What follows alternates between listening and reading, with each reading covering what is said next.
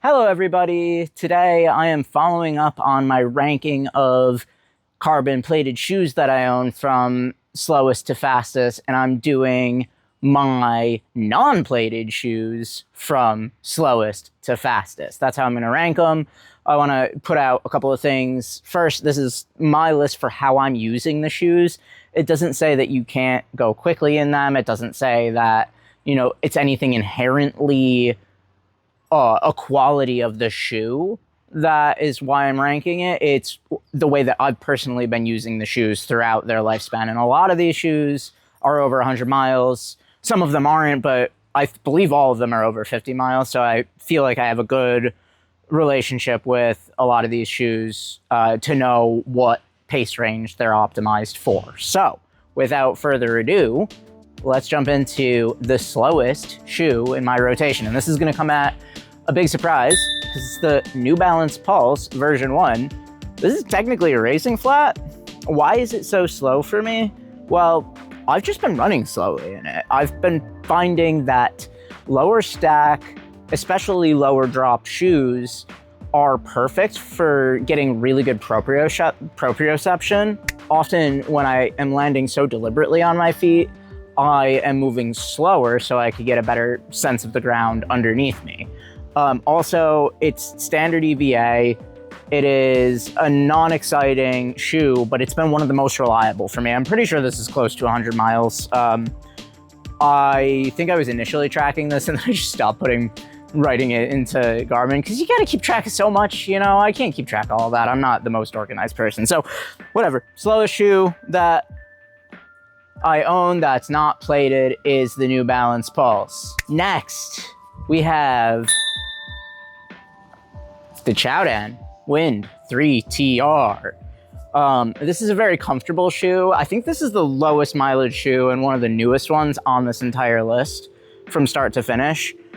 So maybe this is the one shoe that I could say maybe my opinion will evolve on, but in the runs that I've had in it so far, this has been the second slowest. It's very cushy. It feels very stacked, very protective underfoot. It's sort of pneumatically soft foam where it has this like nice linear actuation.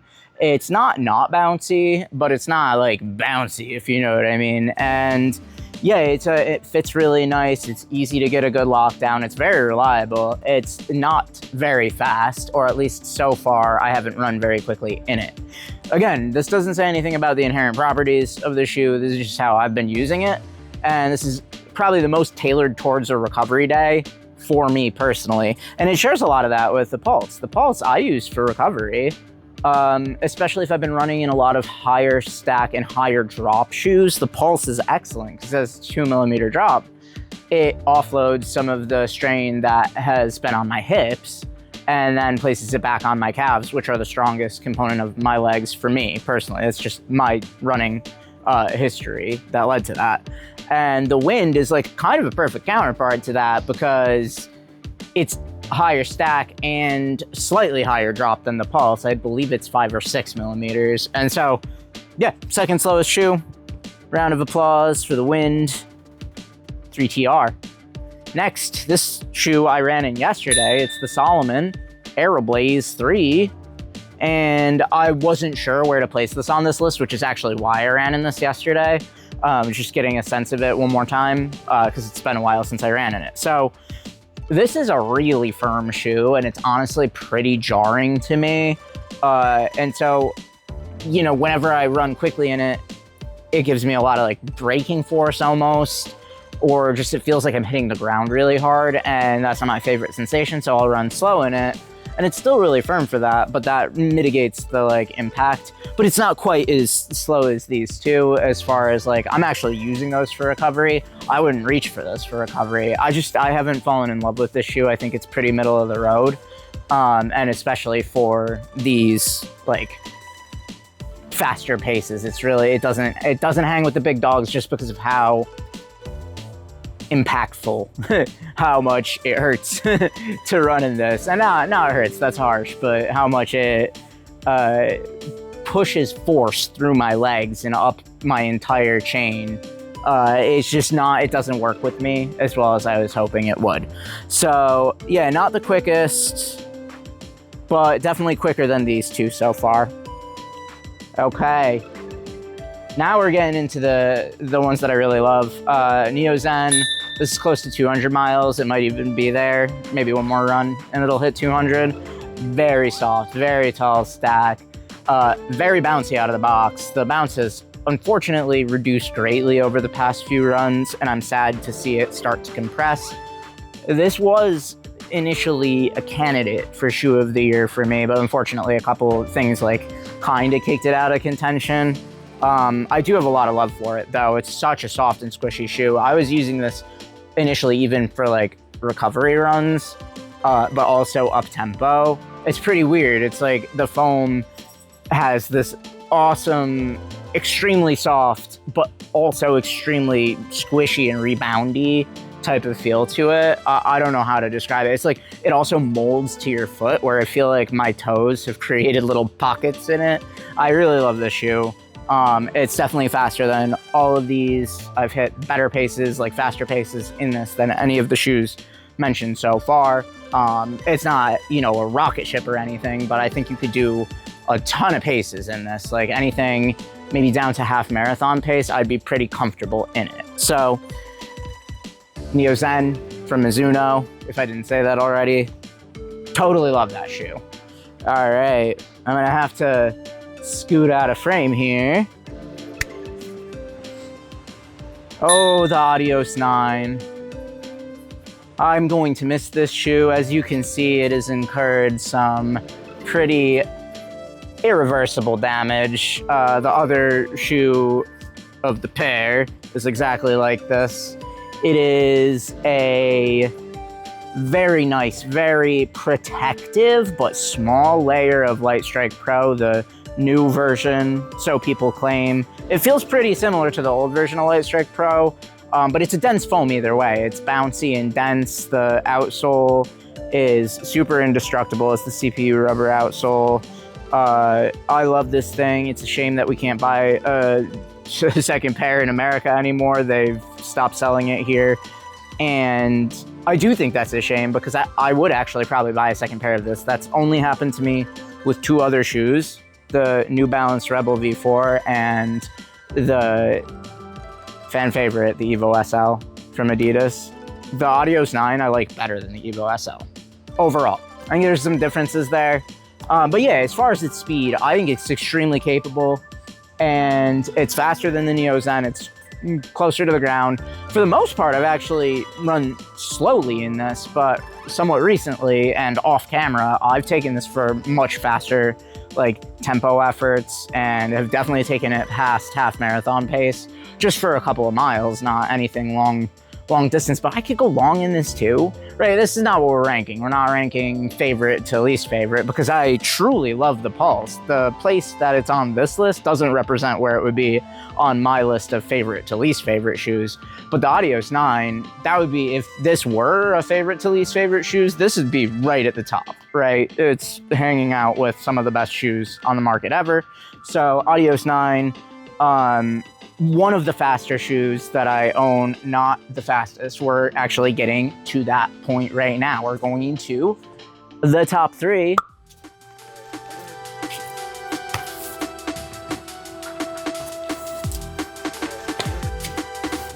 So, the New Balance Rebel V4. There's a lot that could be said about this shoe. It's not very durable. The foam sort of implodes upon itself around 70 miles. Some people had issues with the heel rubbing and causing bleeding. I did not personally have that, except for like one time, and it was during the rainy season. So hard to say that that's really an issue for me. But when the foam is fresh, and when the mood takes you, this can be really quick. It's not obviously like a plated trainer. It's not, you know, super extremely bouncy directionally, but the foam compound in here, though it's on balance a pretty bad foam compound for durability, And it's pretty disappointing if you own this shoe and you could only get really 70 miles worth of bounce out of it. But I think that if you let it sit for a while, the foam does sort of reform. And I took this out recently, actually twice, and it ended up being a pretty crazy experience for me. I was ripping down to like 8-minute pace on one of the runs and down to almost 7 flat on another run, which is just below half marathon pace for me. So it's tight with the Adios 9. I think both of them are pretty similarly speeded, but I gave the edge to the Rebel version 4 in this speed comparison. All right, brace yourselves. The next two are going to be controversial, widely known, fantastic shoes, direct competition with each other. I'm gonna make some friends, I'm gonna make some enemies, and there's gonna be a lot to talk about.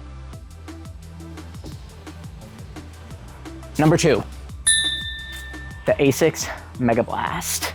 There is no plate in here, but it does feel like there is one.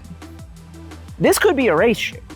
It is so fast underfoot, it is so bouncy and propulsive, and I've taken this down even this very day to sub-half marathon pace. Even yesterday in the afternoon, I was dropping into the 640s in this, just because it wanted me to. And that says it all for this shoe. It is very maximally stacked. It is a tank. Very controversial shoe because of the price. I do not think that this should actually cost $225. I did not pay $225 for this. I got it on a steep discount because I had some store credits saved up with my local running store. I don't advocate anybody buy this at $225. I just need to shoehorn that in when I can because I really think that this is overpriced.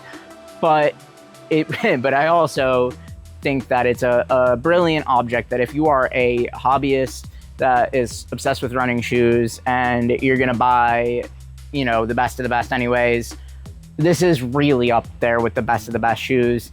And it is the second fastest non-plated shoe that I own. It kind of knocks the Rebel V4 out of the water. There's a big, all of these, they all can do something somewhat similar to each other. And I think that the increments in which these vary for speed are not that great. It's step change. It's very small step changes that are almost imperceptible throughout this entire range. And then the Mega Blast comes in. So what did I pick for my fastest non-plated training shoe?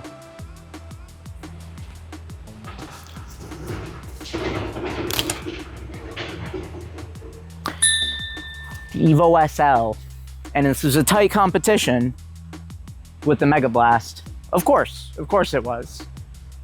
There's something about the Evo SL that not only intrigues you towards going quicker, not even entreats you or requests or subpoenas you, it insists you go quickly. There is no going slow in the Evo SL. And I think I could rip workouts in this, no problem. I think I could do maybe even a mile PR if I had to for all of the non-plated shoes out here. I think that this would give me the most energetic and directionally, forcefully propulsive ride. I've had some of my fastest runs in this. The Mega Blast comes close. The progression run I did yesterday in the afternoon, that's giving the Evo SL a run for its money. But on the whole lifespan of the shoe, this has been, on average, the fastest. And part of that is just because it does not allow you to go slow. The Mega Blast also kind of doesn't allow you to go slow, but it kind of, like, it gives you more wiggle room. Like, I feel like the pace range of the Mega Blast is, for me, in my paces, maybe like 845 down to 630 is what it's good for. The Evo SL, I wouldn't want to run anything slower than an 815 in it. And I think it tops out, its top end speed is probably around like 630 as well, maybe 615. I wouldn't actually want to run a mile PR in this. I could try, and I probably could do it. but it is pretty unstable, even when you get up to speed, even though it's more stable when you're at speed. But the thing is that on average, across all of its viable pace ranges, if you average its pace range and get like one number, you're going to get a faster number than you would get in the Mega Blast, at least for the runs that I've put this through so far. So Evo SL, to the victor goes the spoils.